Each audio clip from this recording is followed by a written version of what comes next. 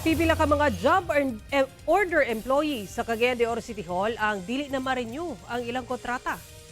Dungan sa pagkatapos sa unang termino ni Cagayan de Oro City Mayor Rolando Uy karong June 30, 2025, matapos sabang kontrata sa pipila ka mga job order o JO ug casual employees sa City Hall. Kinagibutyag sa mayor atol sa flag raising ceremony sa syudad. Pagpasabot sa mayor nga mihatag na siya og kahigayunan sa JO ug casual nga mga empleyado sa City Hall sulod siyang unang termino. Nakipsab kuno sa ginalantaw ang performance sa mga regular ug mga consultant sa City Hall. Sa karon padayon pa kuno ang ginahimo nga assessment sa mga empleyado sa City Hall sa dili pa matapos ang ilang kontrata. Ayaw niyog sabta nga daotan, kay taman raman yun mo sa June. Sakto na tingali ug sobra na sa tulo ka tuig nga akong gihatag ninyo nga kahigayonan.